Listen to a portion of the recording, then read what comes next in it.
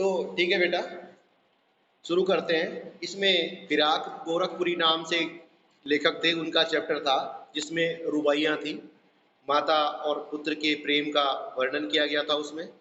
आपको याद आ रहा होगा क्योंकि मैं उसका भावार्थ भी आपको क्लास में ही समझाया है, होमवर्क भी दिया है। ठीक है बेटा, तो इसी में जो है रक्षाबंधन का जो त्यौहार था, पहले उसमें जो है माता के अपने के प्रति प्रेम दिखाया गया था, कैसे अपने हाथों से झुला रही थी, उछाल रही थी हवा में। फिर दूसरे उपाय में था कि उसको स्वच्छ जल से जो है नहला रही है, छलकाते हुए जल से उसको कंघी कर रही है। फिर तीसरे में उसमें था बेटा कि रक्षाबंधन, नहीं तीसरे में था दिवाली। दिवाली के टाइम पे जो है माँ घरों में दिए जला रही है, बच्चों के घरों में भी दिए जला रही है। इस तरह का वर्णन उसमें किया गया।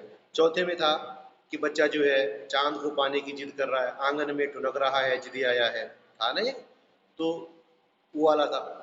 फिर इस क्रम में बेटा पांचवा है रक्षाबंधन का त्यौहार। रक्षाबंधन अभी कुछ दिन पहले ही रक्षाबंधन का त्यौहार हुआ है। ज़्यादा बोलने की तो आवश्यकता भी नहीं है कि रक्षाबंधन भाई बहन के प्रेम का प्रतीक होता है। ये त्यौहार जो है भाई बहन के प्रेम के प्रतीक के रूप में माना जाता है। तो इसीलिए जो है रक्षाबंधन के त्यौहार का वर्णन यहाँ पे तो कह रहा है। एक मिनट, कवि ये कह रहा है, पहला क्वेश्चन है इसमें कि रक्षाबंधन के दिन घर का वातावरण कैसा है। रक्षाबंधन के दिन घर का वातावरण या प्रकृति का वातावरण कैसा है। आप जानते हैं कि रक्षाबंधन का जो त्यौहार है वो सावन के महीने में आता है। तो चारों ओर जो है आसमान में घटाएं गिरी होती हैं, चारों तरफ जो है हरियाली ही हरियाली होती है, वर्षा का मौसम होता है, चारों तरफ जो है हरियाली और खुशहाली देखने को मिलती है। तो ये रक्षाबंधन के दिन के वातावरण का वर्णन किया गया है। घर में जो है भाई बहनों के अंदर उत्साह देखने को मिलता है। भाई बहन के प्रेम का यह प्रतीक रक्षाबंधन का त्यौहार हर साल आप जानते हैं सावन के महीने में होता है, और चारों तरफ जो है आसमान में बादल गिरे हुए हैं और चारों तरफ हरियाली हरियाली छाई हुई है। ठीक। फिर है, अगला है बेटा, राखी बांधती हुई बहन की मनोदशा का वर्णन कीजिए। कि एक बहन को जो है राखी बांधते समय जो है उसके मन की मनोदशा क्या थी। तो राखी बांधती हुई बहन, उसके मन में जो है बहन के मन में प्रसन्नता है, खूब उमंग के साथ वो अपने भाई को राखी बांध रही है। उसकी प्रसन्नता उसके द्वारा लाई हुई जो राखी है उसकी चमक में स्पष्ट देखी जा सकती है। यानी कि जो बहन है वो बड़ी प्रसन्न है अपने भाई को राखी बांधने में, उसका मन उल्लास से भरा हुआ है और उसकी प्रसन्नता उसको जो उसके द्वारा जो राखी लाई गई है उसकी चमक में स्पष्ट रूप से देखी जा सकती है। यानी कि वातावरण भी चारों तरफ अच्छा है और बहन का मन भी रक्षाबंधन के दिन प्रसन्न हो रखा है। ठीक है बेटा। फिर है, बिजली के समान चमक रहे लच्छे का आशय स्पष्ट कीजिए। बिजली के समान चमकते हुए लच्छे।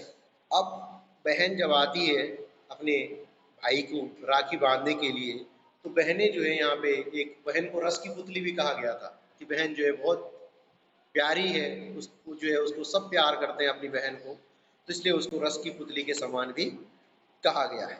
ठीक है, वह बहुत ही अच्छी है, उसके व्यवहार से जो है प्रेम झलकता है, इसलिए उसको रस की पुतली भी यहाँ पे कवि ने कहा है। तो बहन जो है, जो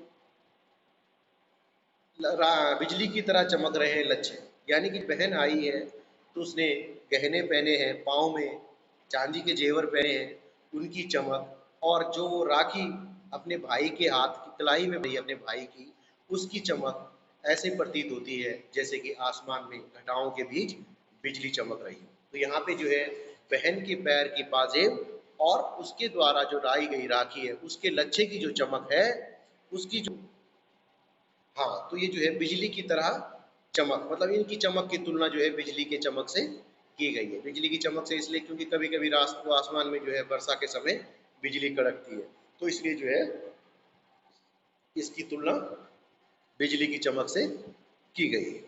ठीक है। अब है, एक क्वेश्चन था, बच्चे के जिदियाने का शब्द चित्र प्रस्तुत कीजिए।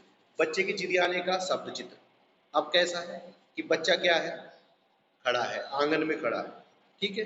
अब उसने जिद कर ली है, उसने चांद को देख करके जो है वो रोने बैठ जाता है, टुनकने लगता है। क्यों? क्योंकि उसे वो खिलौने के रूप में चाहिए। अब आप देख सकते हैं कि एक बच्चा अपनी जिद के लिए क्या करता है, बाल हट। बाल हट जो है बहुत खराब होता है।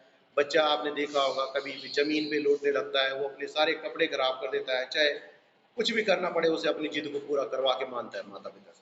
मतलब इतनी वो जिद कर देता है, चाहे उसके लिए उसे ज़मीन पे लेट जाता है, खूब मिट्टी उड़ा देता है, लेकिन जिद मानता है। तो इस तरह से एक बच्चे का शब्द चित्र का मतलब समझते हैं आप लोग? उसके चित्रण को आपने शब्दों के माध्यम से, कि बच्चा किस तरह से जो है जिद कर रहा होगा, कि पहले बोला होगा, उसने अपनी माँ को बुलाया होगा कि माँ देख देख मुझे चाँद का चाहिए, वही खिलौना चाहिए। तो माँ ने कहा बेटा केवल ये कि चाँद देख ले, तेरा ही तो है, और तो किसी का है नहीं। कुछ ऐसी बातें बनाते हैं माँ बाप जब बच्चा जिद करता है, लेकिन बच्चा नहीं, वो मानता नहीं है, वो सीधे ज़मीन पे लेट जाता है कि नहीं मुझे तो वही चाँद का टुकड़ा या चाँद चाहिए मुझे अपने लिए। तो इस तरह से जो है बच्चे की जिद का जो शब्द चित्र है आप प्रस्तुत कर सकते हैं। ठीक है बेटा? मतलब अगर जब वो उसकी शब्द चित्र में यही तो कह रहा हूँ कि जब माता जी ने ये कहा कि बेटा वो चाँद तेरा ही है, तू खुद देख ले उसे। लेकिन अपनी मांग को जब वो पूरा नहीं होता हुआ देखता है कि नहीं यार माँ तो मुझे ऐसे ही जो है टाल दे रही है, तो उसके बाद क्या करता है, वो जो है रोने लगता है, जिदियाने लगता है, जमीन पे लौटने शुरू कर देता है। ठीक है बेटा? अब है माँ दर्पण में चांद को कैसे उतारती। अब दर्पण में क्या है कि जब बच्चा जो है अत्यधिक जिद कर लेता है, वो जो है कुछ सुनने को तैयार नहीं है, कुछ खाने को तैयार नहीं है, कुछ भी किसी भी तरह से मानने को तैयार नहीं है। क्योंकि बाल हट जो है बहुत खराब चीज़ होती है। अगर बच्चे ने जिद कर दी, बच्चा मीन्स छोटा बच्चा, ये नहीं कि बच्चा 10th 12th में पढ़ रहा है वो जिद कर रहा है, उसको तो लठ मरते हैं, डंडे लगते हैं उसके। अब बच्चा बड़ा हो जाता है, तो छोटे बालक की बात हो रही है यहाँ पे। तो जो बच्चा देख रहा है चांद के प्रतिबिंब को देख करके, जब बच्चा जिद करने लगता है, तो माता जी जो है उसको क्या कर रही है, माँ ने जो है उसकी बाल सुलभ चेष्टा को पूरा करने के लिए, उसके बाल हट को पूरा करने के लिए क्या किया है, चंद्रमा को जो है दर्पण में दिखाती है। उसे एक शीशा लाती है, दर्पण लाती है, आईना लाती है, और उसके सामने रख देती है, और उस पे जो है चांद का प्रतिबिंब उसको दिखाती है कि ये ले तेरा चांद आ गया है। तो कहने का मतलब कि अब देख चांद जो है धरती से तेरे सामने आ गया है। कैसे दिखाती है? दर्पण में। आप देखते हैं कि कभी भी आप देख लीजिए, आप दर्पण को, प्रतिबिंब जो है दर्पण पे आसानी से किसी भी चीज़ का आ जाता है। तो माँ जो है अपने बच्चे को बड़े प्यार से जो है उसके बाल सुलभ मन को जो है शांत करती है, उसकी जो है जिद को शांत, यानी कि माँ जो है, माँ बाप जो है अपने बच्चे की जिद को जो है बड़ी सरलता से उसका जो है तोड़ निकाल लेती है। ठीक है बेटा? और इसके बाद अब ये तो आज के लिए तो इतना ही था।